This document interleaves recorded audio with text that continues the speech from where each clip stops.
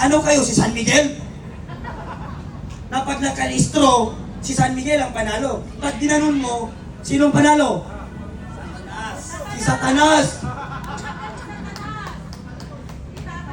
Hindi na daw sumusunod sa schedule ang Bagyo.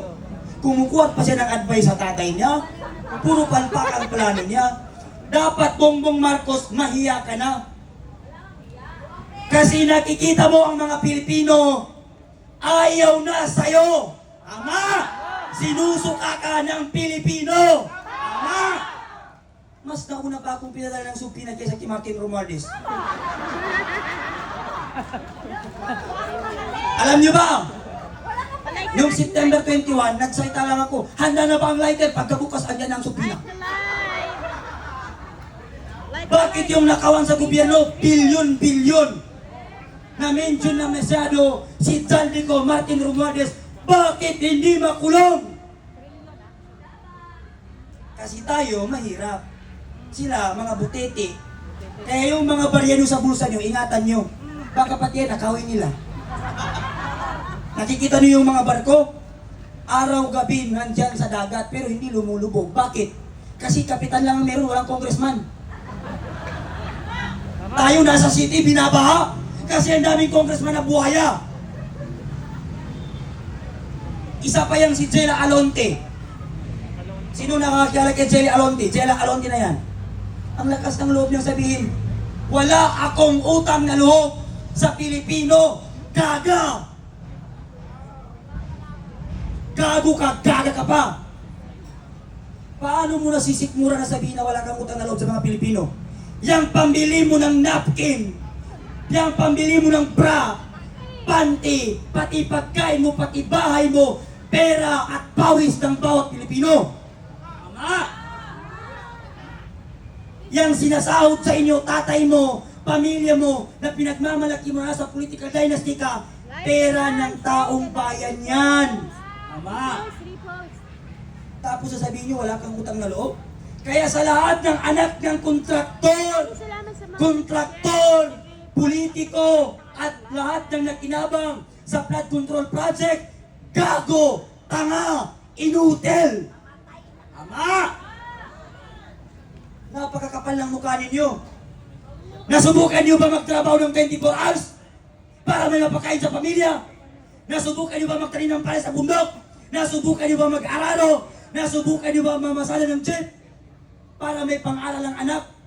Para may panggastos ang anak? Para may pakain ng pamilya? Hindi. Nasubukan ba ng mga anak nila yung gaya ng ginagawa natin mga ordinaryong Pilipino? Pumipila sa jeep. Pag-alis natin ng bahay, press na press. Pagdating sa school o trabaho, parang lumpia na sinausaw sa mantika. Wala na, oily na. Magla-live ako sa page, wala No? na dito kita sa TikTok.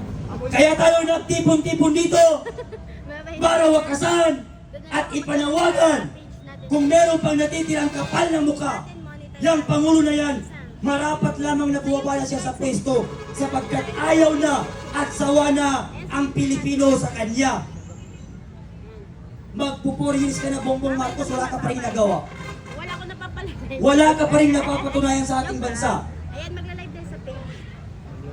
Habang sila nagpapakasarap, natutulog sa magagandang bahay, nandoon sa ibang bansa, tayo nagsuswimming sa tai at ihi dito sa Maynila. Andito tayo sa kanal, lumalangoy. Saan ang mga binoto natin? Andun sa ibang bansa. Kung magkaroon ng People Power 3, kubo tayo dakdak. Noong una, nag-People Power din sila. Umalis si Marcos. Umalis si Erap. People Power na naman. Eto na naman tayo. Hanggat hindi natin gayaan ang gaya ng Nepal at Indonesia, hindi matututo ang mga politikong namumuno sa atin. Tama! Kaya dapat maeksampulan yung mga politikong kungkung na yan. Balatan ang buhay, kilawin. Putangin na yan.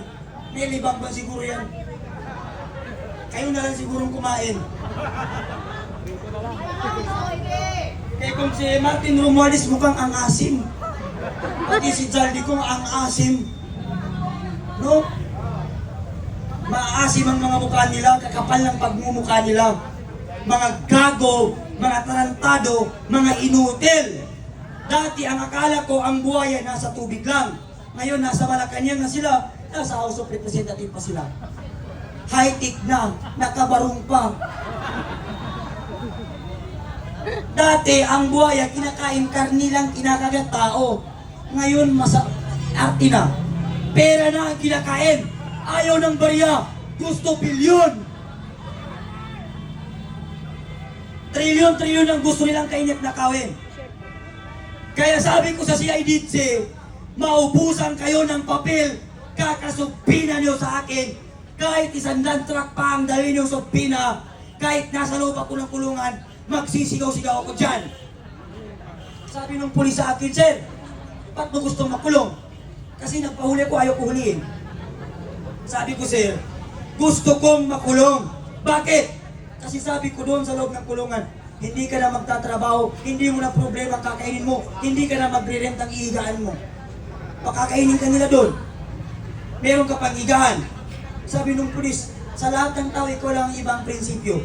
Share the live, guys. Gusto mong makulong dahil uupo ko lang. Sabi ko, oh, sir, pagod na ako sa labas eh. Di ba? Puro nakaw, ilang pangulo na ang binoto natin. Pero, umunlad ba ang Pilipinas? Umunlad ba o hindi? Yan. Nagalit pa ang mga taga-Luzon dahil minura ko sila. Sabi ko, putang ina ng mga taga-Luzon. Eh, totoo naman ang putang ina nila eh. Ayaw nilang lumabas eh. Tayo na ngayon nandito. Galing ng Cebu. Galing ng Mindanao. Asa na yung mga taga-Tondo? May taga-Tondo ba rito? Taga-Tondo wala?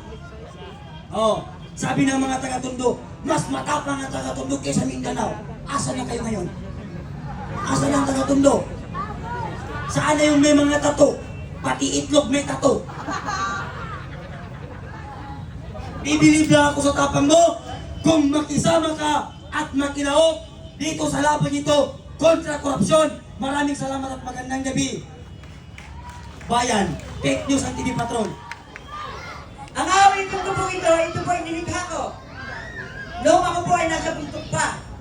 Ako po ay bahagi ng NTFL ni Pangulong Rodrigo Roa Duterte. Nagpalit po ako sa ating gobyerno nitong 2022 election. Ang kinampanya po namin ay si Leni Robredo. Ang TVP-NPA, si Leni Robredo, ang taratara sa probinsya ng Batangas. Ito po ay aawitin ko para sa nakikita ko.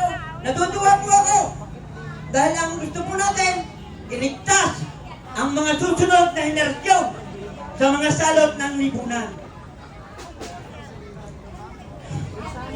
Kami ay lumabas para sa aming bayan, demokrasya at kalayaan.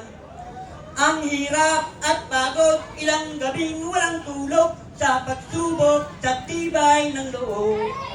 Hindi atras kung harangan man, karapat ay paglalaban. Ang armas namin ay pagkakaisa, na si Marcos ay patalsikin. Kami ay lumabas para sa aming bayan, demokrasya at kalayaan. Ang hirap at pagod, ilang gabing walang tulog sa pagsubok sa tibay ng loob. Hindi atras kung harangan man, karapat ay paglalaban. Ang armas namin ay pagkakaisa, na si Marcos ay patalsikin. Eri pa po ang isa. Ako po ay umawit sa UP Diliman nung ako po ay nasa kanilang grupo pa. Ang inawit ko po ay extrajudicial killing. Pakinggan po natin. Salamat sa iyo, aking karanasan. Ako'y minulat mo at pinakilos mo. Ang tanging alay ko sa'yo, aking bayan, ay buong buhay ko, puso't kaisipan.